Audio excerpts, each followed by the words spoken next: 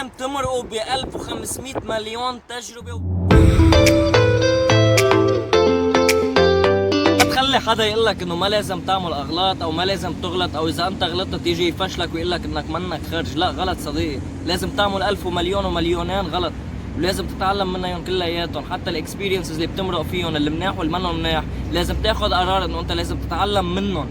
مش حدا يجي يقول لك انه هاي الاكسبيرينس كانت سيئه ما عاد تمشي فيها، او الغلط اللي انت عملته حيخليك تكون فاشل. لا، غلط كثير كبير هذا. اتعلم دايما من الاكسبيرينس المناح والاكسبيرينس اللي منهم مناح.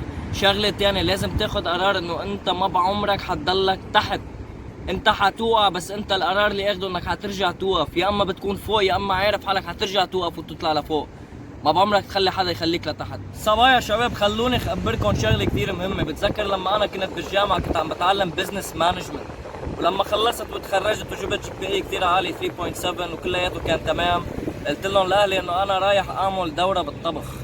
بتذكر بوقتها ما ضل حدا من العالم اللي انا بعرفه الا ما ضحك علي. بس خلوني اخبركم شغله كثير اساسيه وكثير مهمه.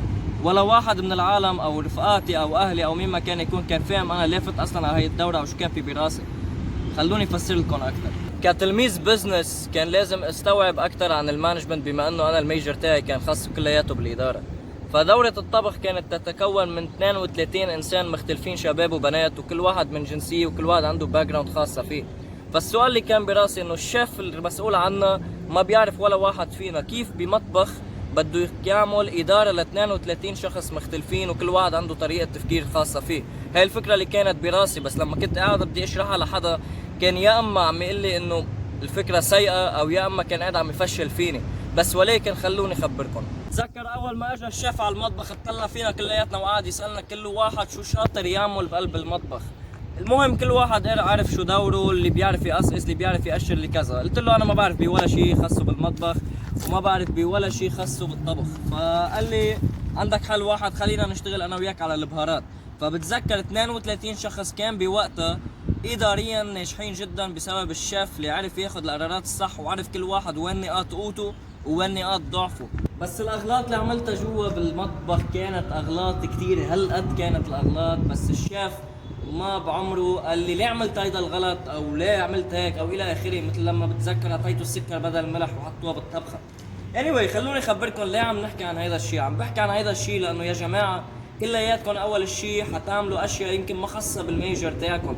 اذا دايرسين بزنس يمكن تعملوا اشياء ثانيه، اذا دايرسين طب يمكن تعملوا اشياء ثانيه. It is all about your passion. لو انا فتح هيدا المطبخ لاتعلم بس كيف الشيف بده يعمل مانجمنت او اداره لهول الشباب ال 32 شخص اللي ما خصهم ببعض وكل واحد عنده طريقه تفكير او عنده بيهيفير خاصه فيه. خلوني كمان كملكم ليه كمان فتت كمان كرمال الشيف شوفوا كيف بده يعمل هي الدايفرسيتي، هي التشكيله كلياتها من العالم الى هدف واحد اللي هو اخر شيء انهم يعملوا طبخه واحده.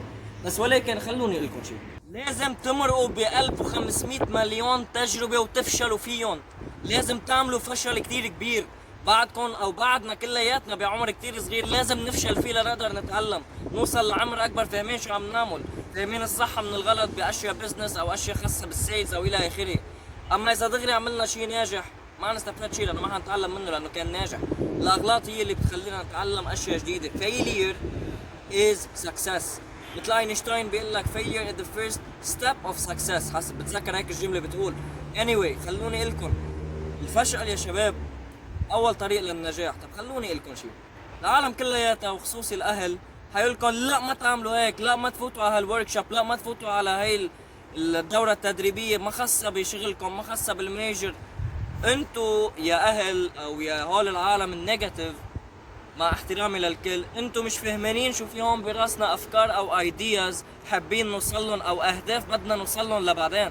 فخلوني يا شباب خبركم يا صبايا وشباب، روحوا فشلوا وتعلموا من الفشل اللي انتم عم تعملوه. خدوا قرار انه انا من كل تجربه بدي امرق فيها، كانت منيحه كانت سيئه كانت نص نص، بدي اتعلم منها. هن قرار واحد ما في غيره.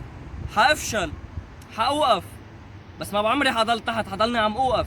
يعني يا اما بضلني واقف يا اما بدي ارجع اقوم واوقف، ما في قرار تاني غير هيك. ثانك يو.